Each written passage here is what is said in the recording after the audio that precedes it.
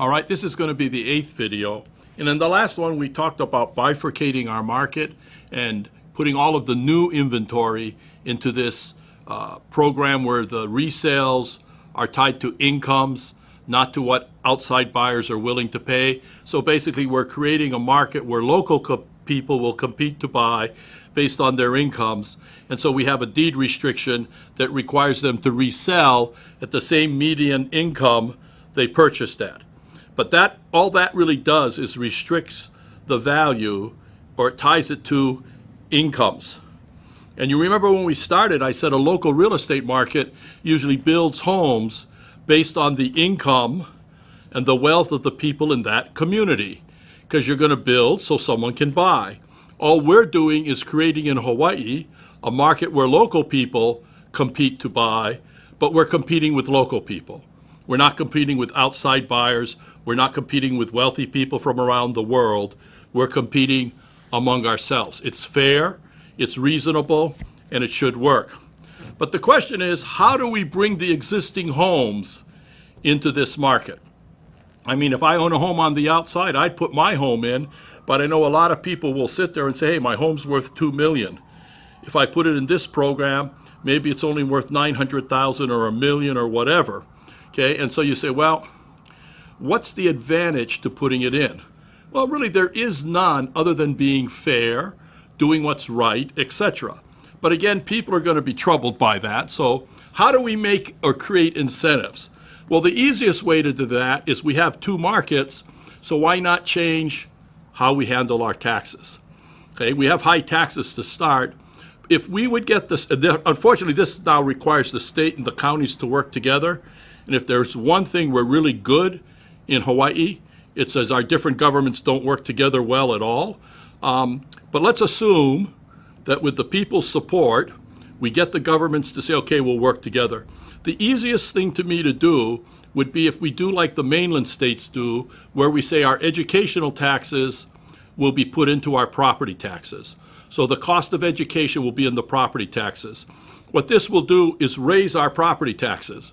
That's a bummer, okay? But in raising the property taxes, we haven't given up any of the present tax income that's coming in to pay for education. Okay, so we're creating a new source of income, but it's an income at the county level, not the state level. So if the state then turned around and said, okay, for the money that's raised by increasing or adding property taxes to your or adding education to your property taxes, we will reduce the taxes of the Hawaii taxpayer. So again, if you're filing taxes in Hawaii, you're an individual paying taxes in Hawaii, then you will get the benefit. So taxes may go from 1,000 to 4,000, but your taxes will stay at 1,000 or even 0, because the government's going to pay you back the difference because they don't have to pay for education. Education has been paid through our property taxes. Now realize what we've done is the 30, 40, or 50% who is now in the open market is paying a higher tax than those in the local market. So they're paying their fair share now.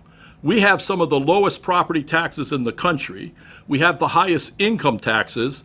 That's why retirees come to Hawaii, and the first thing they do is they don't file tax returns here. They file tax returns in their mainland state because the rates are lower. The other advantage to doing something like this, now as a buyer, you can compete with the mainland buyer because the price, the monthly payment to him is going to go up by the increase in property taxes. The local buyer now gets a price reduction or a property tax reduction, so their payment would be lower.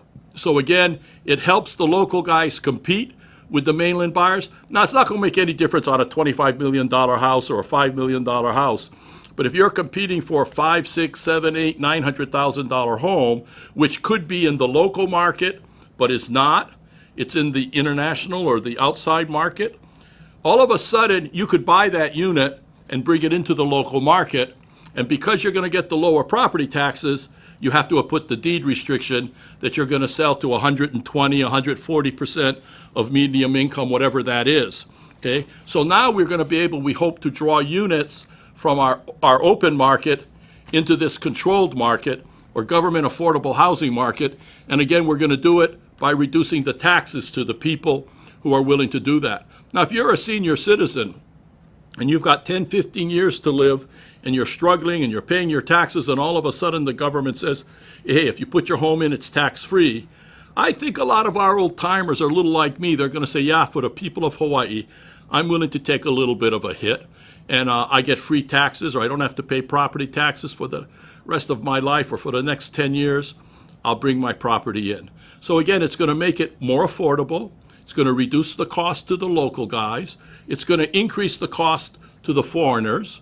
But again, they're really paying their fair share. They don't pay income taxes here. We do. So now they should pay that back.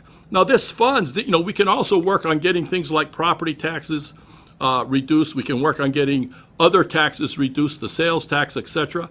But I don't want to get too complex, but let's just get the idea that there's now an incentive based on property taxes to move market units into the local market. If nobody accepts the program, it really doesn't matter, because all of the new units we're building are going into the market, and our new units are for the 40 or 50 or 60% who rent. So the market's going to be 40, 50% of units available, assuming we can get enough units for 100% of our people to own. So the market should be large enough to survive. But again, this tax incentive should encourage local people to move their lands over, or as people buy units, and they can now compete because they don't have to pay the taxes and snatch a unit out of that market, they can put it into the local market and get the taxes waived, and so it's now affordable for them. So that's one simple idea. Again, you got to structure it so it's fair, it's legal, but I don't see why it wouldn't be, because mainland states charge taxes. They charge education as part of property taxes. We have home exemption now. We're just increasing home exemption. We have to be careful. If we do the home exemption, it has to be home exemption to individuals, not LLCs, not corporations, not partnerships, because all the mainland guys will set up partnerships or LLCs, excuse me, and buy the property, but have no income, right? They'll claim very low income, but they benefit.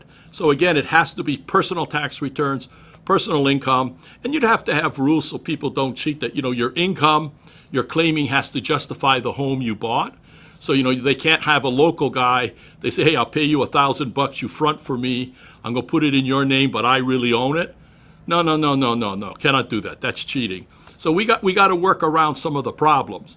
But again, if we can come up with a method that works, a method that's legal, again, we will help to bring people over to the local side of the market, bring more units into the affordable side.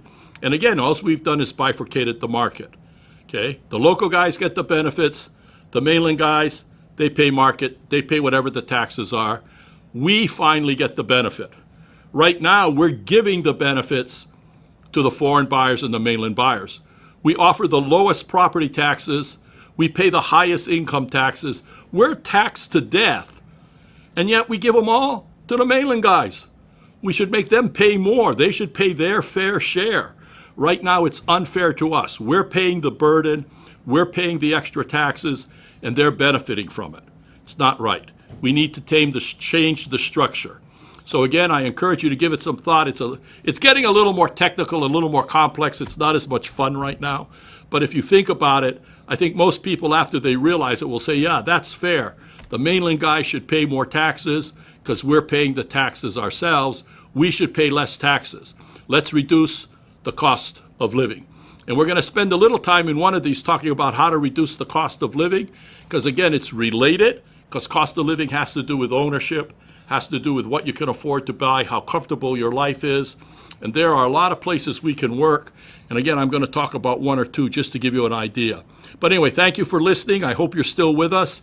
I hope you go back and rehear some of these, because I'm never convinced I do a good enough job explaining it, because I'm just doing it from my heart and from what I remember. And I really should spend more time writing it out and make sure I cover every point step by step.